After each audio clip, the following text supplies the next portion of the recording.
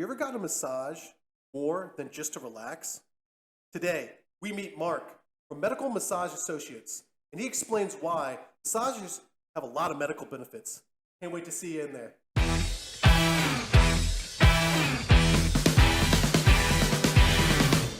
Welcome to the Dayton Approved Podcast with Frank O'Neill. This is where the local Dayton businesses get a spotlight. Welcome to Dayton Approved, where we're exploring Dayton's small businesses and nonprofits. Today we're here with Mark Strickler. He has his own business. It's called Medical Massage Associates. Mark, say hi to everyone. Good morning. Good morning. How are you today? I'm doing wonderfully. How about you, Frank? I'm doing great.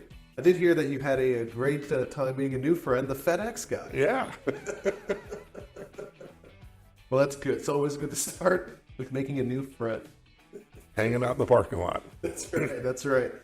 So, yeah, I was running a little bit behind today, but 5 minutes and side story excitement. Welcome to Dayton Approved. I'd like to have a little fun here. So let's start off with talking about some basics here. We always like to start off with like who you are, about your mission, and basically what we've talked about before is your number one goal is to have an excellent patient outcome. So tell us about how you achieve this goal. Certainly. Combination of factors. It really comes down to massages. A lot of times the answer to any soft tissue problem, but it's not the only piece of the puzzle. Our body isn't just the muscles.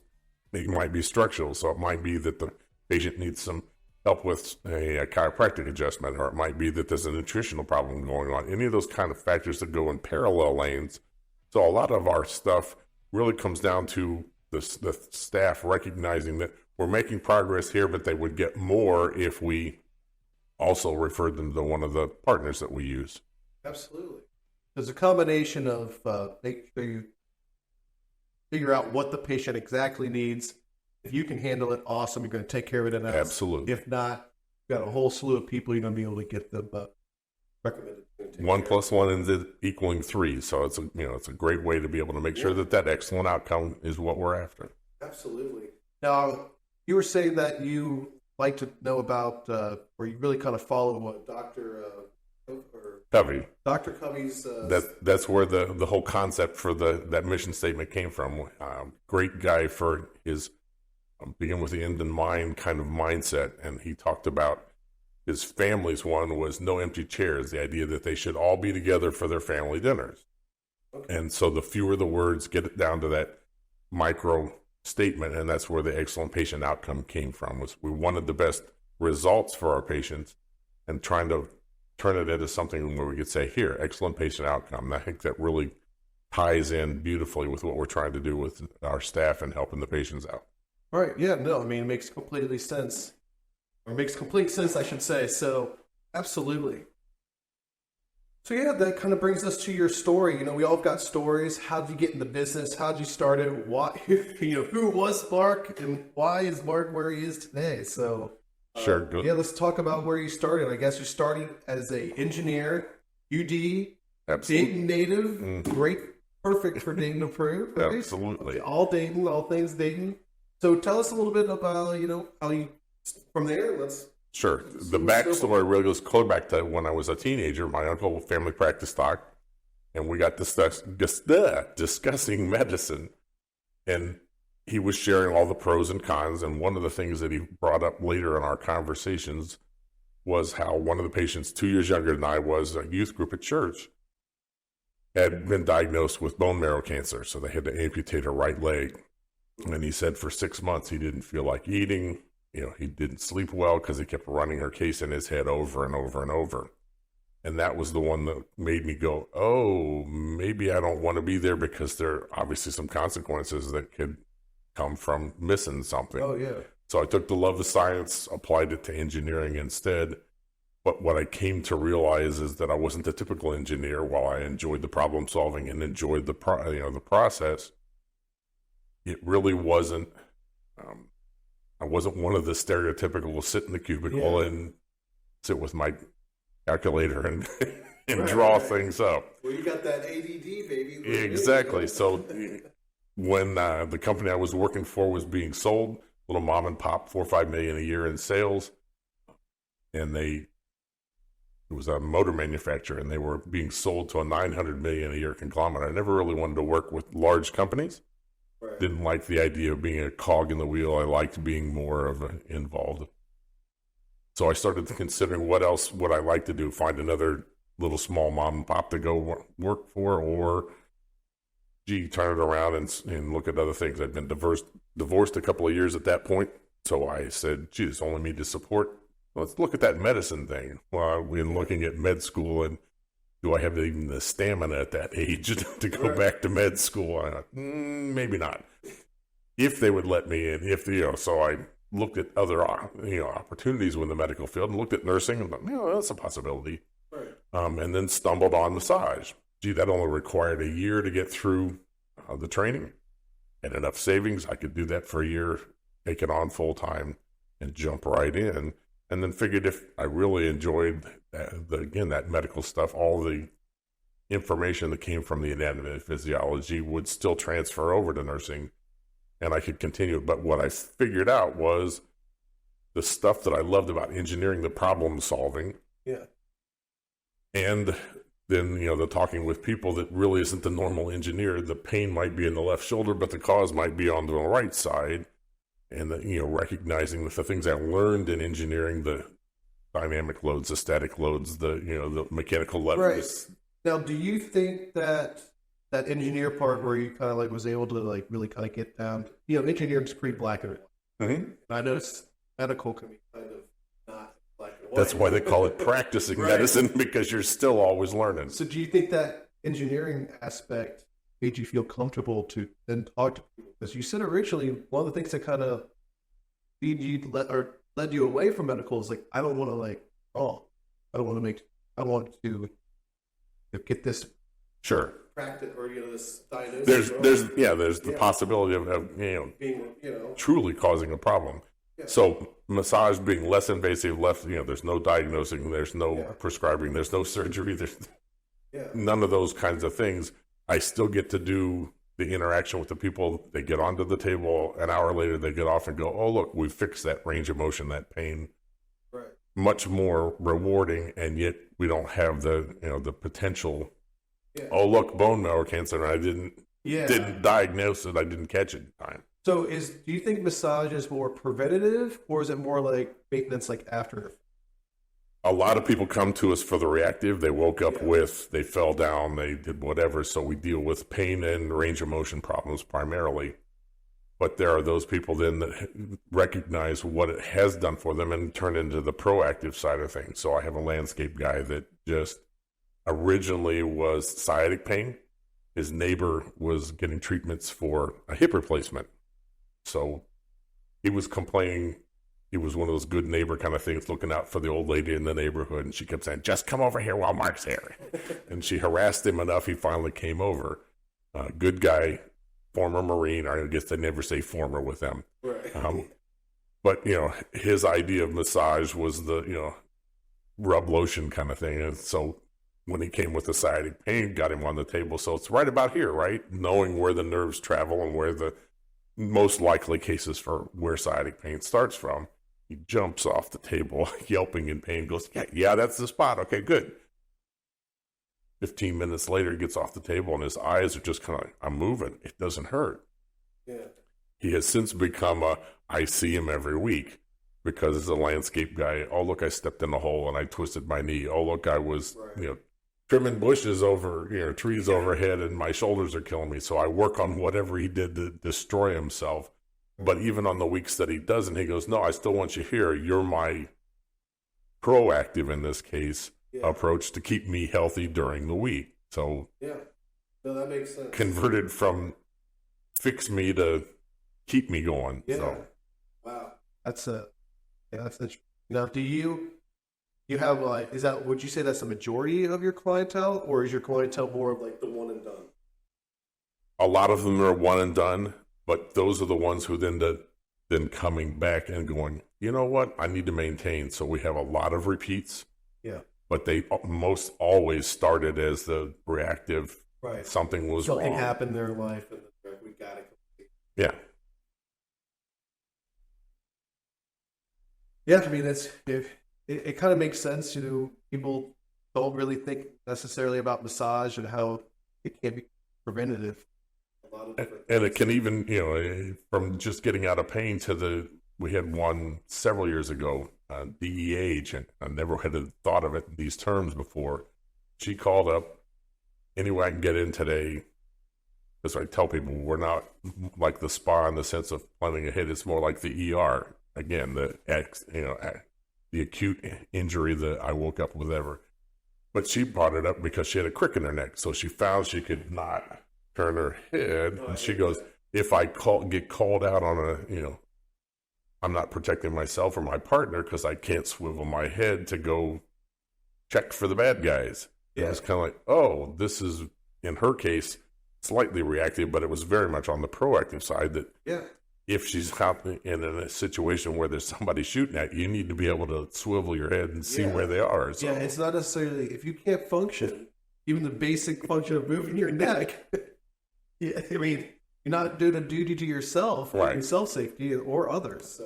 Which is why the staff is all people that enjoy the medical side, because we like the challenges of somebody coming in and going. And sometimes it's a case of scoliosis. We're not going to fix it, but we're helping the muscles that are working in ways they're not designed for because of that curve in the spine. Yeah. I have an MS patient I see every 2 weeks. We're not fixing the MS, but I'm addressing the symptom of the cramping. He ends up for a couple of days getting a full night's sleep. Yeah. Without having to he's allowed to take triple the dose of his muscle relaxer. And so without having to do that, he can actually sleep through the night. Yeah. He goes, if I could afford you, I'd do it every day. And then I wouldn't have to be messing with that muscle relaxer to get a good night's sleep. Yeah. So, and that's something that's really important. A lot of people don't realize. I was just reading about sleep, is what I do. And, it's always been told there's 3 pillars. It's fitness and health, nutrition, sleep. That's the 3 pillars of what absolutely keep you going. Well, what they recently discovered is that sleep really isn't the 3rd pillar. It's more of the bottom foundation of the other 2 sit on or rely on. Sure. It all starts with sleep. Sleep prevents from all sorts of medical disease. It's the number one. We talk a lot about getting a proper pillow, getting a good position. Yeah. Ideally, it's on your back, but for those people who are stomach sleepers or side sleepers, how to sleep with the least impact on the body. And it's during that sleep cycle. There's about a 90-minute cycle. During the deep sleep cycle is when HGH, so the human growth hormone, gets released. Right. As kids, that's where we're going. As adults, that's the healing portion of. I'm not a medical professional. However, I study the parallel lanes because I need to be able to, what we were talking about earlier, the whole excellent outcome sometimes says, get a better pillow. Yeah. Just because then they'll get a better night's sleep, and all of these things will add up to a better result. I just think it's extremely interesting how it's like you're saying on your last patient, just giving them a massage. So we get to that point to be able to have one good night's sleep a week. Like, it's crazy how we just take advantage of I can sleep every day. I don't think about it. Absolutely. Meanwhile, this one guy's got to do a lot of prep work to get to that point, because that's a violent part of being able to stand. Sure. Being able to live. It's really kind of cool to kind of see that aspect or that angle, or gives it a little bit of perspective. Absolutely. Speaking about being humbled and whatnot, let's talk about the Humane Society. You are involved with the Humane Society of Dayton, and tell everyone how did you help them out? Sure. Got started 10, 12 years ago. I don't remember exactly. Met this lady from the Humane Society. She was the director of development at the time, so the fundraising arm of. And she came up after this meeting and points at her shoulder and says, help me. So I spent 5 minutes working on her shoulder. Afterwards, long story short, she said, hey, this was going back to the days when the Humane Society still was doing the kill shelter. They don't do that any longer, but at the time, they would spend all this time socializing the animals, getting them healthy again, and if they didn't get them adopted, then they had to put them down. And she said, it just stresses out the staff because they've spent all this love and kindness and helping get the animal going. You spend all this time, this energy, prepping, getting the dog ready to go, and then, well, couldn't find the right home, so bye-bye. It's like, what is going on? So they're no longer there, but we still do the work with the gal that started me there is no longer with the Humane Society, but yeah, I'm still around. Anyhow, love their mission, love the whole concept of what they do for helping to not only improve the animals' lives, but they help educate. They do some marvelous stuff. The new addition they did with their whole vet center, and now being able to treat animals beyond just, they had a vet on staff that did basically just neutering and spaying, so that they got the strays. They're capturing the feral cats and bringing them in, and so that we keep the population in check, because they neuter and spay them and then re-release them. Right. Still a wild animal, but no longer creating litters of additional wild ones. So no, that makes sense. Great people to work with. That's cool. Great. Yeah, so that's interesting. So basically, you help them with the massage. Yeah, we take care of just massage on the staff just to help keep them healthier. Same things, I was in there 2 weeks ago, I think it was, whatever day, and recently. And one of the gals' back was hurting because, you're bending over to clean those litter boxes. You're bending over to, and just helped her so that she was able to do her job the rest of the day on a nicer basis. Then we plug in with them as well. Their 5K is coming up in May. I think it's the 18th. And our staff will be out there doing massages for all the participants, the people who've run that 5K, and the spectators. And we have a tip jar up, and all the tips get donated. Just another way for us to support the Humane Society and their work. What about like golf? I think some sort of golf. The other one that we are involved with is their Four Paws golf outing, which is late in the fall. I remember correctly, it's at NCR this year. They outgrew what they could do at Yankee Trace, so more people wanted to play, and we'll be there. Same idea, just offering massages to the participants, helping out, collecting tips, and donating them right back then to the Humane Society. So it's a chance for us to, another way to give back to the Humane Society. Yeah, it's just great. It's always fascinating to hear how little pieces of the story of how the Humane Society it's with help here. It was easy. I enjoyed it, but every one of the staff, for some reason, I'm not sure exactly why, all seem to be animal lovers. So when we get dates for, hey, it's coming up on, and they're jumping to sign up and be participating in. So makes it simple for us. Yeah, it makes it so that you got a staff that wants to be out there. Yeah. I've always found that kind of interesting. I got a great idea, guys. We're gonna go do this, and it's like one person's like, yeah, and everyone's like, I thought it was all about giving back, but it's more than that. You gotta figure out, find what the culture within really enjoys and what they like doing. Our office manager is probably the easiest one. She's a true animal lover. Has dogs, cats, horses, so already comes with the menagerie. So when she's there, she's not working on anybody actually getting massaged, but while that person's on the table and we're working on them, she's holding the dog, i.e. scratching, rubbing bellies. Ooh, do I have to? Yeah. Yeah. She's always like, I get to spend the whole day petting. Yeah, that's a tough perk of the job. Yeah. Well, one of the main things, or one of the things that makes your massage company different compared to others, is the medical side. Sure.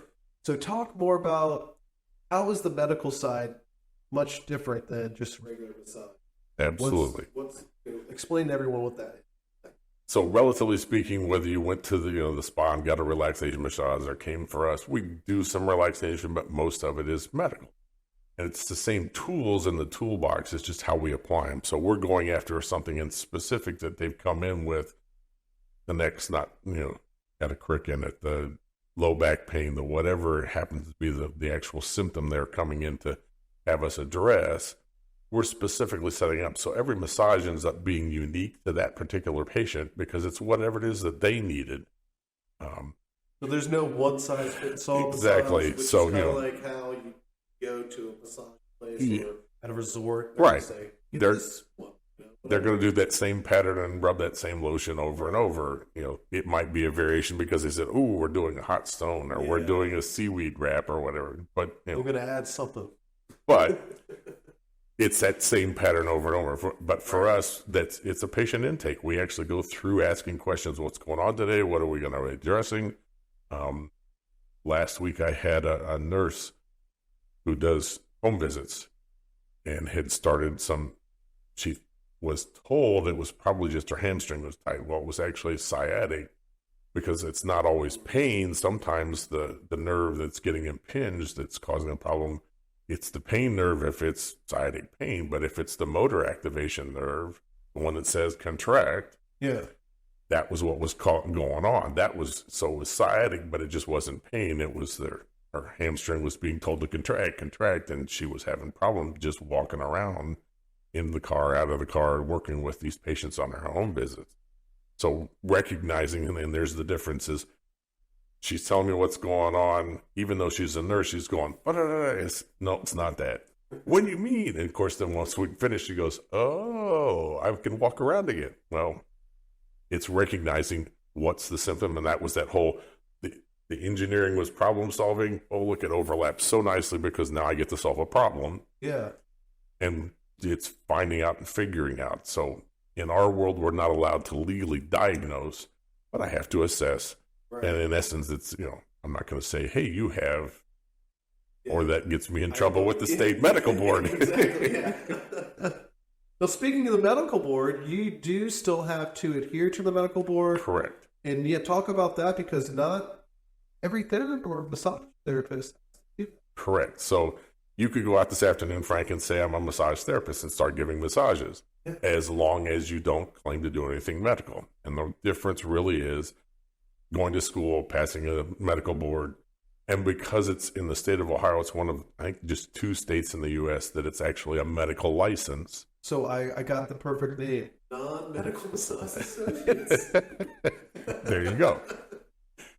And, and there's nothing wrong with it. Any massage is going to improve circulation, which will improve the immune system functioning, which is a plus then for your health. Right.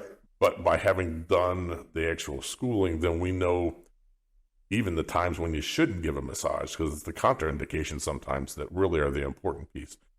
But we report to the medical board, so you had to go through a background check. When I got started was when they first switched. We did the estate attorney general always. There was 15, 20 pages of where'd you go to school and making sure that you were who you were. But then the flip side was, or the addition really was, that we did fingerprints. So now for the last 15 years, every massage therapist who went through fingerprinting. So the FBI is doing a nationwide to make sure we don't have any felons in the field, which is a plus. Of course, yeah. I mean, you want to make sure if someone's touching you, or you're going in this vulnerable state where, like, basically get naked in this room and you got this other person touching you. You want to make sure that, that's legitimately, might have a camera in the corner and be like, "We're making some money on OnlyFans." I don't know, it's got some cameras out there. No. That's another world altogether. We don't do. Yeah. Of course, so you're 100% professional. Yes. And also you get, because you are the medical side, you get actual referrals from medical professionals. Absolutely. So yeah, over the years, because we referred to other people, we've gotten the flip side of that happening. So I have a couple different surgeons who refer post-surgery, pre-surgery. I have a couple different physical therapists who they're working with the retraining after surgery perhaps. And they go, "Oh, look, we need the massage so that it's helping the tissue itself heal."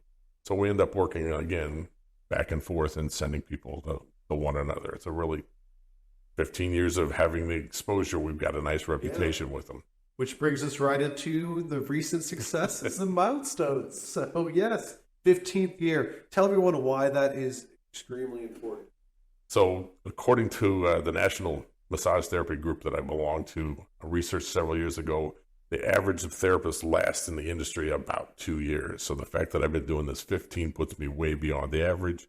Our staff, I am, and just in that world, the staff that I've managed to find, because I've been picky always about who I hired. Milestone, we just added a new one last week. Yay! Yeah, congratulations. But the average is over 8 years with all of us. So it's really nice that we have people with the experience, with the passion for that medical side. And that's why I've specifically gone out and looked for, in particular, people who are better at it than I am. So I'm looking for skills that I don't have. So within the world of massage, there's probably 50 different modalities. They overlap. One of them gets called active release technique. One of them gets, but they overlap. But the idea is that we have therapists who've done the training for doing cupping. We have therapists who've done the training for doing Reiki. We have therapists, they go, oh, look, I don't do those, but they do. So within the practice, even if I'm not getting the progress that I want with the patient, I'm going to get that excellent outcome. I can say, you know what, let's try a session with Kevin, with Tara, with Luna, with Candace, so that they can go and find another, or perhaps better result with one of the other ones. And that's it's always been a portion of what I looked for when I was hiring, was to find people who are better than I am. Yeah, and that's a great attitude. Be good at what you're good at, and then always find someone better at what they're good at, and you guys learn. That's absolutely. That's a phenomenal philosophy. Now, also, when it comes to someone becoming a medical massage therapist, now I know you're looking for another guy or gal. Heck, take more if you could.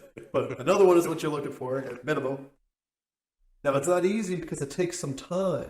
Sure. It's not like you're saying, hey, Frank, you can go ahead and start your non-medical massage sessions. But realistically, it's going to take some schooling. Sure. And it's probably about I believe you said it's a 1 year if you do it full time, because it's 900 hours classroom time. The state requires 600. The local school that I'm on the advisory board for bumped it up to 900. Bless them for doing so, because the students are better trained, and that just means better results for anybody that they're going to work on after they graduate. But it requires that, and then there's continuing education, like most professions. You do it because you want to get better, or you do it because you're required. But the people who do the continuing education, the gal that I just hired, while she's a newer graduate, has already done some continuing education classes. And to me, that's another check mark for I want her on this staff, because she's got the right mindset. There's never an end to learning. Yeah, and you can't. It's like that it factor. You can't really teach it. Yeah. When you see someone that has it, how am I going to get this person? Get this person to work with me. It's a couch, but you learn about what are the different fabric protection stuff. What are the different? And so there's always going to be a learning. Hey, this manufacturer just came up with a new spring design, whatever. Absolutely, as a professional, it's our job to know these things. And even though our customers, clientele, they don't necessarily ever want to know, it's still our duty to do that. Sure. Like there's certain types of rules on arms. I was telling some lady yesterday, they call this rule Charles and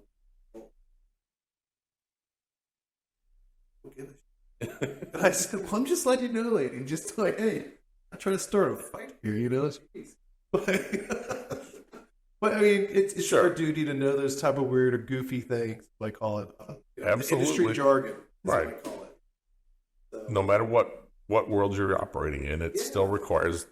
And the more you know the details behind, again, the better result for the person you're working with. Absolutely, and that's what it really comes down to. It's like we want that resolve for that customer. It really always comes down to problem solving. I tell everyone here that work with. We're problem solving. Here, is there a need of something? Your job is to solve the problem. Now, obviously, we want to solve it with the solution for us. But if it's something we can't, solve, then let's go ahead and send them down the road and get them to the right place. Mm-hmm. Because they may not be our customer today, but the fact that we help them out means they can be our customer. Sure. And that's the long-term thinking that. I'll segue for you that one of the things that I'm involved with in terms of getting better as a businessman is a group called Business Network International. Yeah. But the story where I best use them dovetails beautifully to what you were talking about. I had a patient that came in, we discussed, here's a set of treatments. We'd be on our first session, and then she calls me and says, I'm going to have to, postpone this. I really don't want to, but found out that my brother-in-law's been diagnosed with cancer. I'm going to go out to Colorado and help out, with the wife and the kids while she's helping him at the hospital, and doing through all the surgery and oncology stuff that was going to go on. And she goes, I really wish that, I could continue this series of treatments that we've lined up to help me. Wow. So I got online because BNI has a group of business people, but we have this system called Connect. And I just got on Connect and looked for out in the Denver area where she was going to be with her brother, found some other therapists, contacted them. Hey, do you do this? Yeah, here's what the patient is. Sent her there. So while she was out in Colorado helping her brother and sister-in-law and the nieces and nephew, she continued with her treatments. She ended up referring lots of people to me, even though I really didn't do the work, but I got her that solution, what you were talking about. Right. It might be sent him down the road. And in this case, it really was down the road. It was out in Colorado. But it was a great way of being able to use BNI to say, I don't know any massage therapists in the Denver area, but oh, look, I can go to BNI and say, hey, the chapter there has done the background to say these are legit people. Yeah, absolutely. And, speaking of that, I mean, that's where Mark, that's how we met, was through BNI, which is essentially BNI stands for Business Networking International. And basically, to give everyone a little heads up of what BNI is, it's just a group of people that meet locally in the Dayton area. They're actually nationwide, actually internationally. Correct, I international. believe there is 70-some countries now and 280,000 members. It's pretty wild. In the Dayton area, though, I think there's 35 groups, 30. I forget what the current numbers are, but yeah. So we'll say somewhere in the ballpark of 35 groups, and basically you're industry specific. So, if you're a massage guy, get the spot, but referral partners. Basically, people meet in the morning, they or afternoon or whatever their time is, and ask referrals. So checks and balances. It's a marvelous way to hear what the other guys are looking for in the room, gals, guys. Yeah. And oh look, one of my patients needs your assistance, and it's a great way to have. Yep, and it's a great way for small businesses helping other small businesses. Absolutely. Which is what this is all about. Absolutely. So it's a great way to do that. I